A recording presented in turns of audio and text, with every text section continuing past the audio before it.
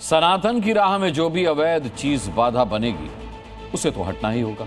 महाकाल की नगरी उज्जैन में जिस अवैध तकिया मस्जिद को गिराया गया था, अब वो दोबारा तो कभी नहीं बनेगी। जिस मुगालते में बीते 8 महीने से मियां भाई कोर्ट का चक्कर लगा रहे थे, उसी कोर्ट ने कह दिया कि अब बहुत देर हो गई। इसके बावजूद भाईजान ने वक्त वाला नया राग छेड़ दिया। 200 साल पुरानी मस्जिद फिर नहीं बनेगी। कुछ असामाजिक तत्व मस्जिद की आड़ में अपनी कमाई बनाने के लिए 2019 से लगे हुए थे, जिसका क्रम आज अंत हुआ। मस्जिद अवैध थी, मियां भाई मानने को तैयार नहीं।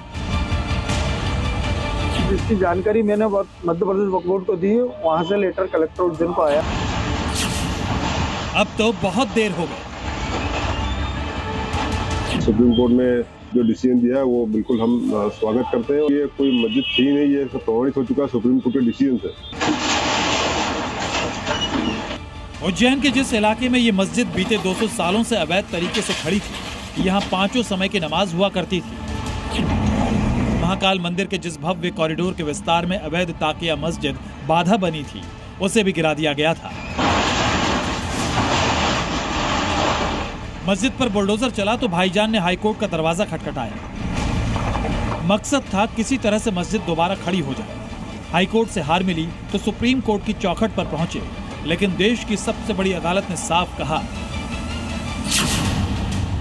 अब बहुत देर हो चुकी है, मुआवजा मिल गया, बात खत्म।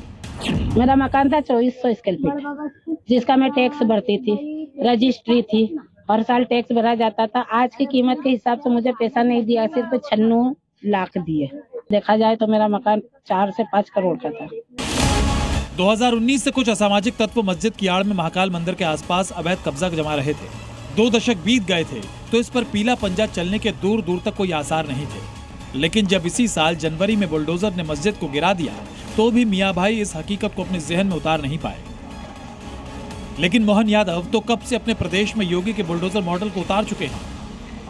तमाम कांग्रेस पार्टी जो उल्लंघन करेगा अपना रास्ता बनाएगा। सरकार समाज के काम में मददगार रहती है, असामाजिक तत्वों से निपटने में सकती है।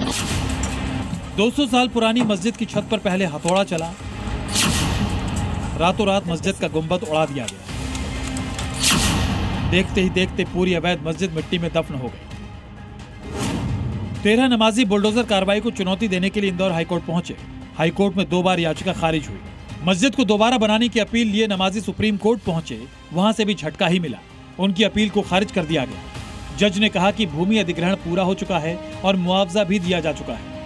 इसी दौरान कोर्ट ने यह कहते हुए फाइल क्लोज कर दी कि अब बहुत देर हो चुकी है, कुछ नहीं किया जा सकता। सुप्रीम कोर्ट के इस फैसले का हिंदू समाज और साधु संत स्वागत कर रहे हैं, तो मुसलमानों को मिर्ची लगी हुई है। इस जमीन को 1985 से वक्फ बोर्ड का होने का दावा कर रहे हैं। ये कोई मस्जिद थी नहीं, ये सब प्रमाणित हो चुका है सुप्रीम कोर्ट के डिसीजन से। महाकाल मंदिर के कार्य में बाधा उत्पन्न करने के लिए और जो विकास कार्य शहर का हो रहा है उसमें बाधा उत्पन्न करने की दृष्टि से कुछ कतिपय असामाजिक तत्व जो है इस प्रकार की याचिका और मस्जिद के मुतवली बन के ऐसा कुछ याचिका लगा रहे थे। कुछ असामाजिक तत्व मस्जिद की आड़ में अपनी कमाई बनाने के लिए 2019 से लगे हुए थे, जिसका क्रम आज अंत हुआ। बिना बात के लिए हस्तक्षेप करना अपने आप में एक मनोरोग है। आप एक स्पष्ट करिए कि महाकाल मंदिर की प्राचीनता ज्यादा है या उस तकिया मस्जिद की प्राचीनता ज्यादा है। अधिग्रहण की सूचना न मध्य प्रदेश वक्फ बोर्ड को है, न ही स्थानीय जिला कमेटी को है। इसकी जानकारी मैंने मध्य प्रदेश वक्फ बोर्ड को दी, वहां से लेटर कलेक्टर उज्जैन को आया। ताकिया मस्जिद को गिराने का फैसला मध्य प्रदेश सरकार ने लिया था। इस जमीन को अवैध मस्जिद से वापस लेने का मकसद महाकाल मंदिर परिसर के लिए पार्किंग सुविधा का विस्तार करना था। अब मियां भाई कितना भी वक्फ चिल्ला लें, देश की सुप्रीम अदालत इस जमीन पर अपना फैसला सुना चुकी है। अब जल्द ही यहाँ महाकाल के भक्तों के लिए पार्किंग एरिया बनेगा, जिससे उन्हें दर्शन में सुविधा मिलेगी।